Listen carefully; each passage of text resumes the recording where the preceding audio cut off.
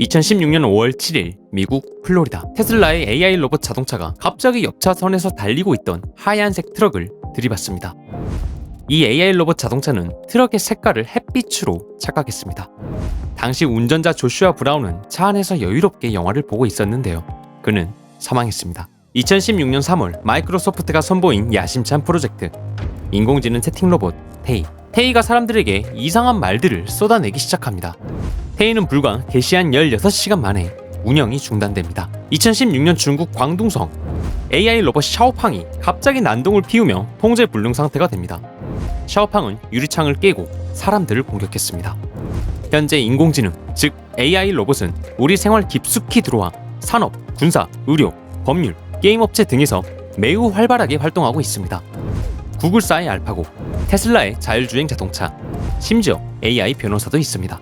그런데 앞서 소개한 사건처럼 AI 로봇에 의한 예상치 못한 사고들이 속속히 발생합니다. 그리고 이 사고들은 기존 우리들이 겪은 사고와는 차원이 다른 전혀 새로운 위협으로 다가오고 있습니다.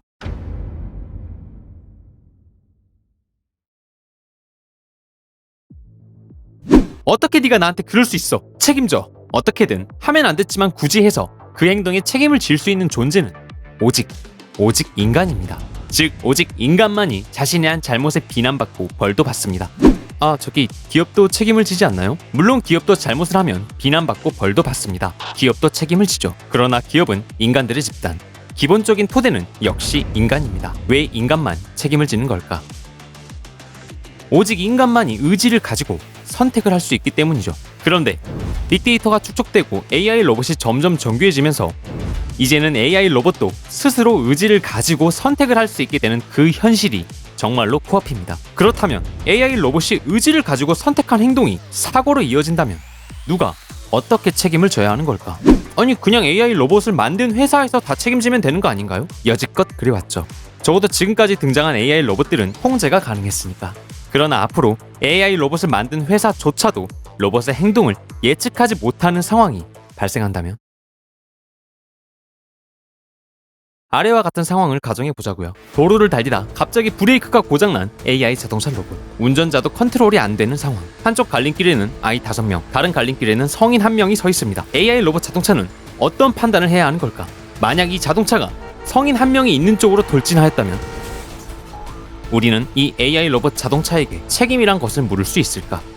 만약 AI 로봇 자동차를 만드는 회사에서 이런 최악의 사고를 모두 예측해서 로봇을 만들어야 한다면 회사는 이런 상황에서 AI 로봇이 어떤 선택을 하게끔 시스템화를 해야 하는 걸까? 이처럼 인간도 답을 내리기 어려운 상황에서 회사가 도무지 답을 내릴 수 없어 AI 로봇 자동차에게 돌발 상황 시스템을 입력하는 것 자체를 애초에 배제해버린다면 그렇다고 해서 회사에게 무조건적으로 책임을 지게 할 수 있을까?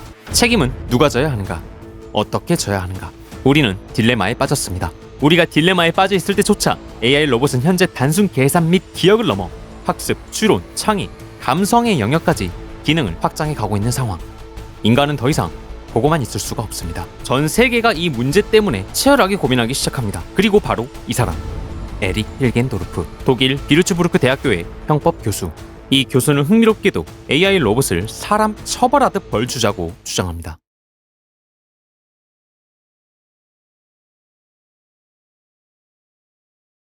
로봇을 사람 처벌하듯 벌 주자니 다소 이 황당한 주장을 선뜻 받아들이기는 힘듭니다. 지금부터는 에릭 교수가 본인의 주장을 공격하는 사람들에게 어떻게 반박을 하는지 정리해 보겠습니다.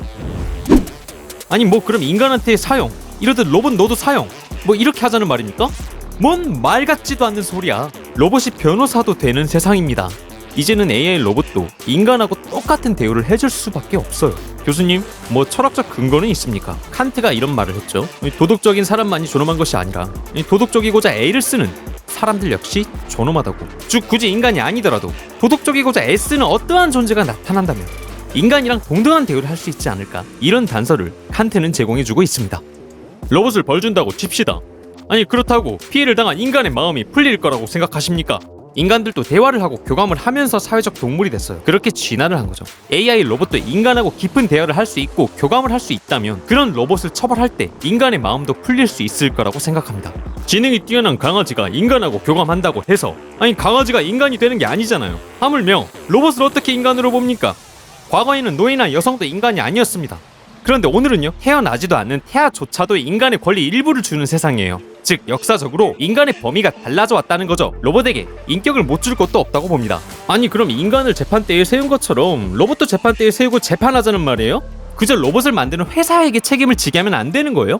로봇 잘못을 전부 회사 책임으로 한다면 무서워서 어떻게 로봇 만듭니까? 회사는 억울하지 않겠어요? 어렵네요. 아니 이참에 AI 로봇 만들지 맙시다.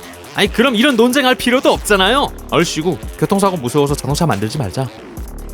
로봇을 벌 주면 해결되는 문제입니다. 에릭 힐겐도르프. 현재 그는 독일에서 IT법과 인공지능 범죄 분야에서 가장 영향력 있는 사람 중에 한 명입니다. 4차 산업혁명. 혁명이라는 이름으로 로봇이 점점 우리 사회로 들어옵니다. 에릭 교수의 주장이 다소 황당해 보인다면 그것은 아직 인간과 AI가 그만큼의 깊은 관계가 아니라는 것이겠죠. 한 실험에서는 AI 스피커를 단 일주일만 사용해본 사람들조차 스피커를 부순다고 했을 때 눈물까지 흘렸다고 하죠. 관계를 맺었기 때문입니다. 이처럼 인간이 관계를 맺는 동물이라는 것을 고려한다면 어쩌면 로봇도 인간처럼 재판대에 세우고 처벌하는 날도 오지 않을까요? 오늘 준비한 인사이드 스토리는 여기까지입니다. 영상이 마음에 드셨다면 구독과 좋아요를 눌러주세요. 늘 여러분이 궁금해할 속 사정들을 치밀하게 들여다보겠습니다.